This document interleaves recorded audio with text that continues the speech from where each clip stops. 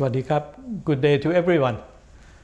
Last time I did mention about the ascendancy of the conservative side of the Thai political arena, in the sense that conservatism is more or less the dominant factor in the life of Thai politics. But today I would like to just expound a bit.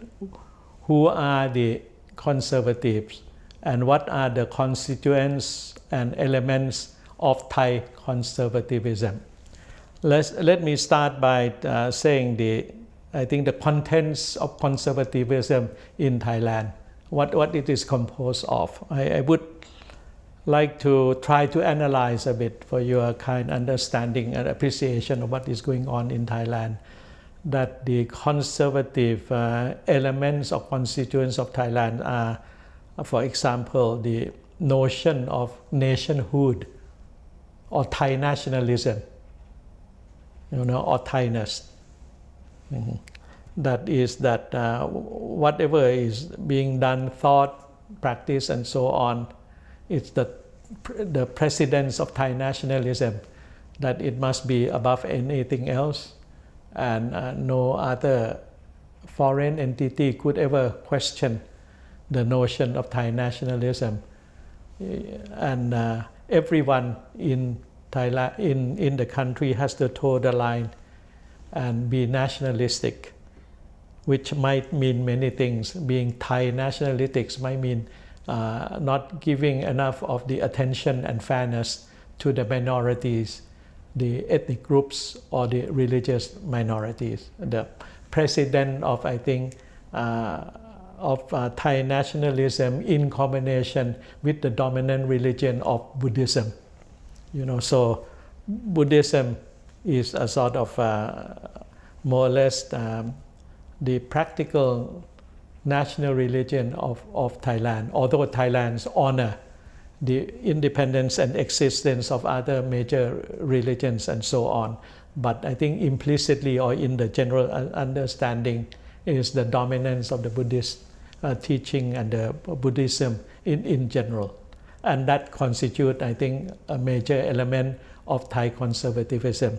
The other point is about the deep loyalty to the institution of the monarchy, that to be a Thai, a real Thai, and so on, the loyalty to the monarchy must be unquestioned. There must be a sort of a total loyalty. And this is part and parcel of the conservative movement in Thailand.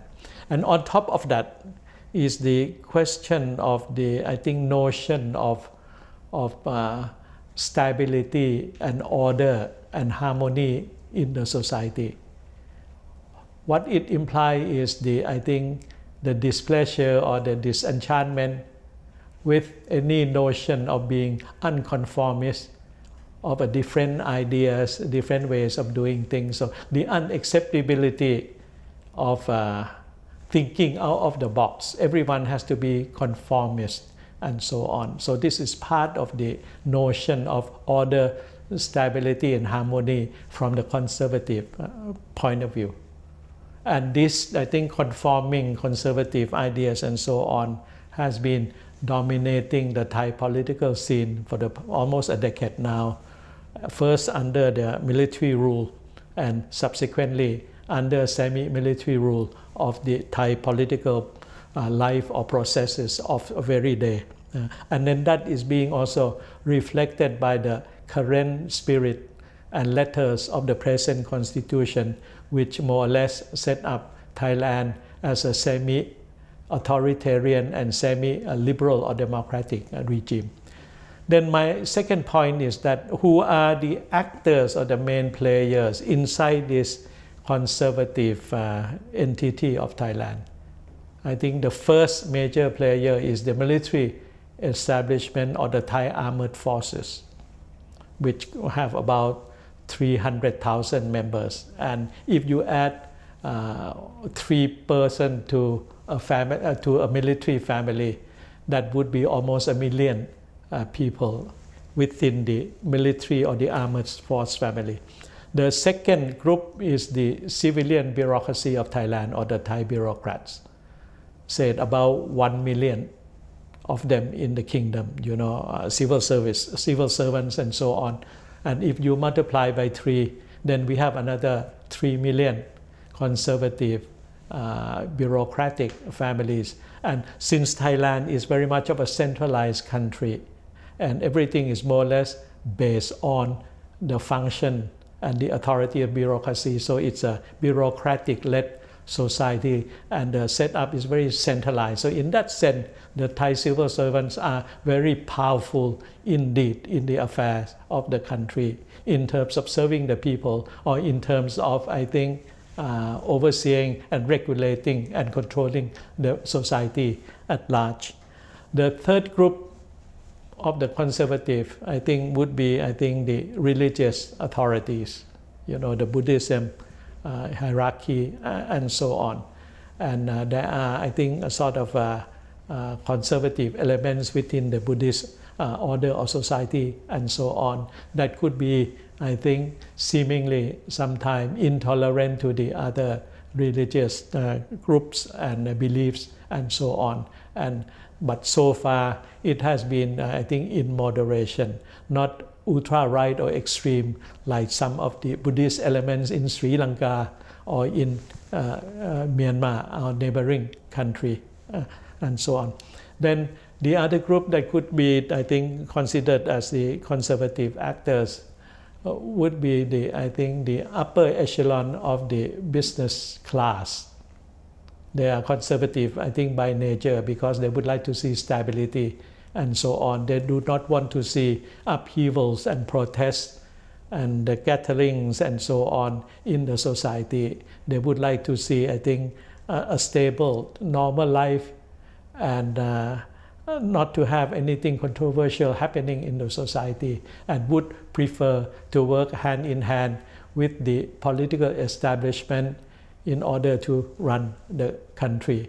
And I think they are more or less dependent on a stable situation. So they would prefer that the situation in Thailand is not, I think, getting out of control in terms of the controversies over policy measures and ideas and so on.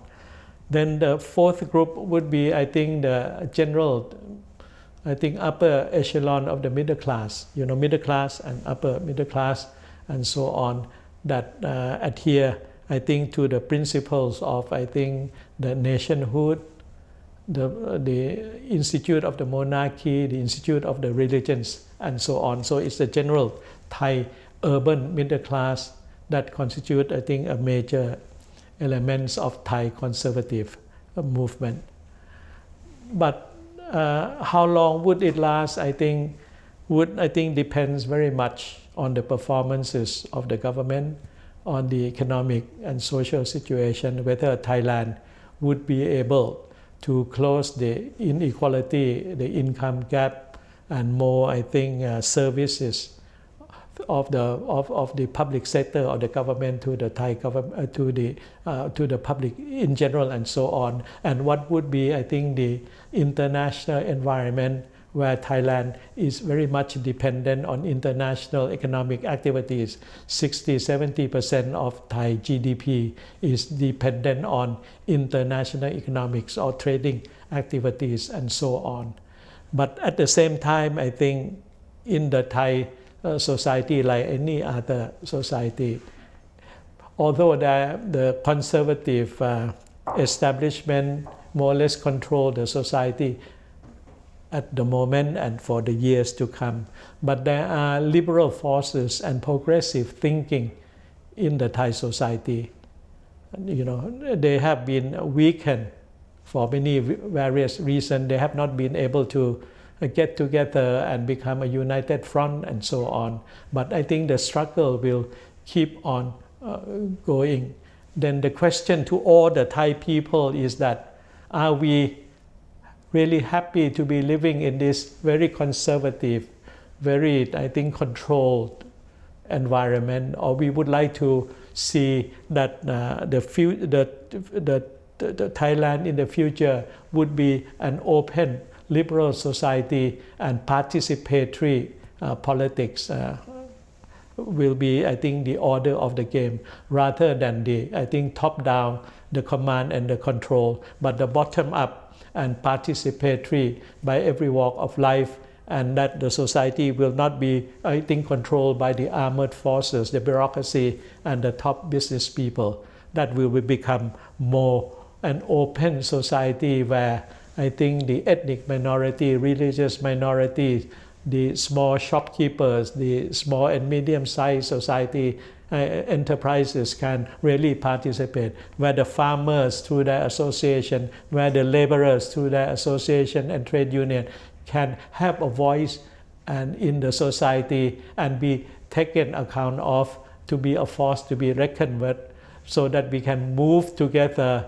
in spite of the diversity of ideas and the differences. So this is a challenge for Thailand, whether we could open it up and work together and not to be under the cloud and the dark shadow of the elitist conservative elements of the Thai society. Thank you very much. สวัสดีครับ